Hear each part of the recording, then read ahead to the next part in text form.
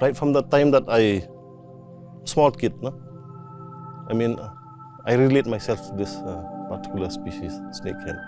I would come out of my house, and the good thing is that you don't have to go too far. From my house till here is just a walking distance. We will come and fish the snake hen. Maharaja of Sora, till the day he died, he was fishing snake hen. So it's very important to our culture in Sora. You'll find these small traditional small cane, like a basket, where we used to keep baits. After catching the snake fish, we keep it here inside. Then this is the tap cover. Now, of course, Sora has evolved into a town.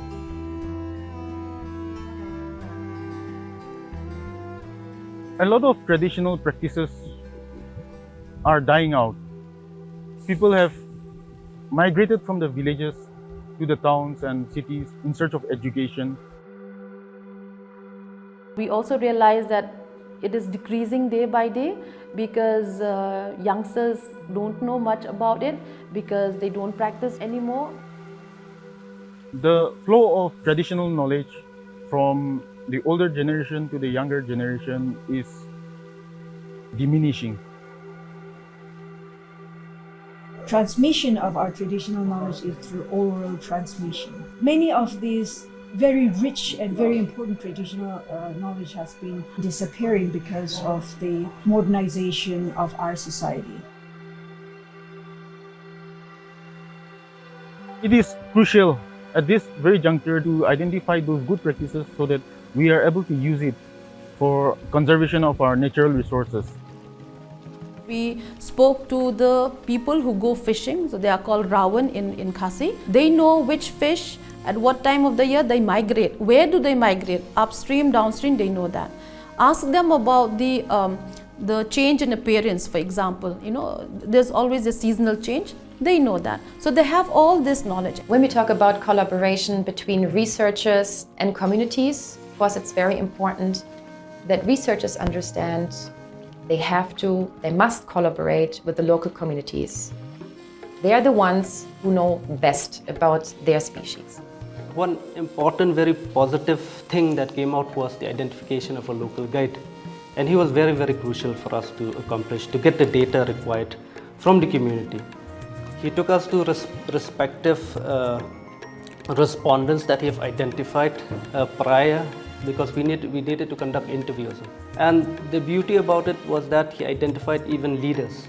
I mean leaders, not only leaders, but also elders from the community. And these elders, they also shared the cultural aspect. If we don't go there and ask them about it, then it's going to remain with them, and perhaps in the future we might lose this knowledge. আপোনালোকে যে এটা পদ্ধতিত মাছ মাৰে পুটা মাৰা এই পদ্ধতি সম্পৰ্কে অকমান কওকচোন। এই পদ্ধতিৰ হিচাপে ক'ব গ'লে এখন এক কাটিয়ে নাও লাগব। ভাল হয় এক কাটিয়ে নাও হ'লে। এক কাটিয়ে নাও কলহ গাছৰ প্ৰয়োজন। কলহ গাছ কাটিব লাগিব। বানাৰ নিচিনা বনাব লাগিব। তাৰপিছত নাৱৰ দুই চাইডে বান্ধিব লাগিব। তাৰপিছত পিছৰ ফালৰ পৰা নাম মাৰিব লাগিব। যাই থাকিব লাহে লাহে মাছ উঠি থাকিব। আজিকালি এই পদ্ধতি ব্যৱহাৰ নকৰে নেকি? আজিকালি নাই, মাছেই নাই।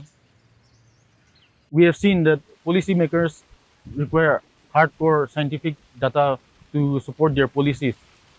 So it is important that we document this traditional knowledge, but also we scientifically validate them. This is one step. The second step is also vice versa, to go beyond the local knowledge, what the communities already have. They have that for sure. Taking one step, how to capacitate them to accept modern science, for example, when it comes to monitoring. People's biodiversity is a documentation of all the animals, plants, insects, trees, and shrubs, herbs, including the traditional knowledge system in that particular community. So this is amended under the BD Act, and this is compulsory for all the BMCs to prepare. And this is a document which helps the village or the communities in knowing and conserving what they have in their jurisdiction. When they monitor their own river and they're keeping their own data set, they're able to communicate to the government or to the outer world what has changed in their river. Having that information brought into the limelight, then the talks of conservation is also brought to the forefront. So that would be an aspect where this would help in speeding up the conservation efforts. When people know, they care.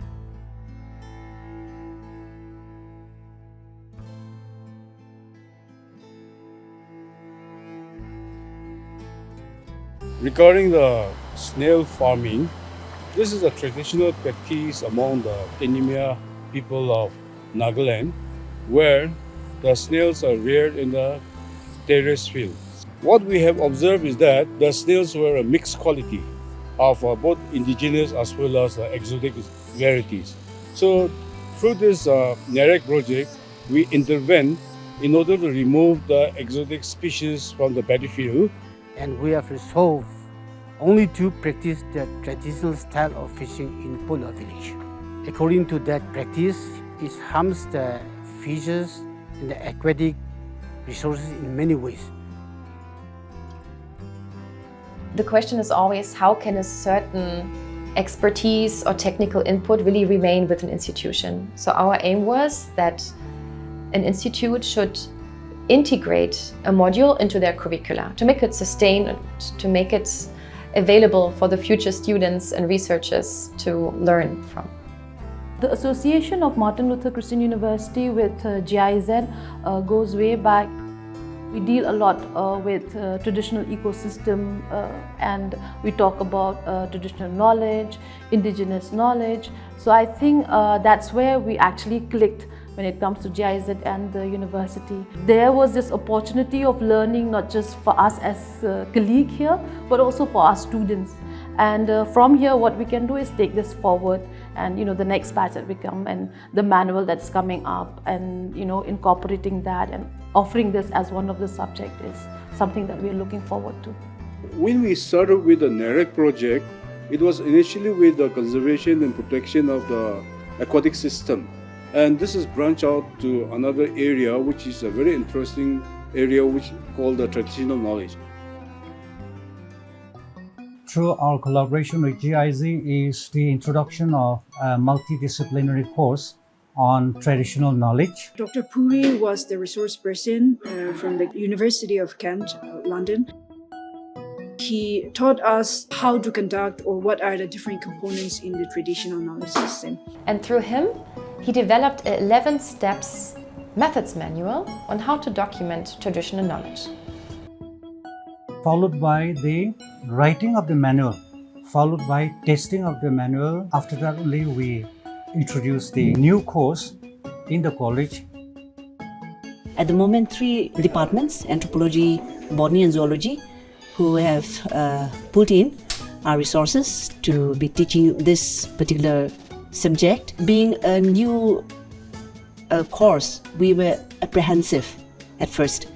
But what we found was that the students also, they seem to be very interested and enthusiastic. With the introduction of traditional knowledge in our college, it is a great opportunity. We're very happy that most of the traditional knowledge that we have, these are all already passed down, and we hope that with the new course that we have in our college, we will be able to properly document and give more data on the traditional knowledge system. I have also set up posters for conservation campaigns for awareness. I would say it's a great step, the collaboration with the Kohima Science College, to have a curriculum set up that is multidisciplinary and looking at traditional knowledge or indigenous and local knowledge as a connecting factor that is important to manage the resources. The project is also, of course, supporting in reviving the application of this knowledge. And I think it's beautiful to see how it's working, how the communities are taking charge and reviving what practices they were practicing before. I think and I hope that this very knowledge will persist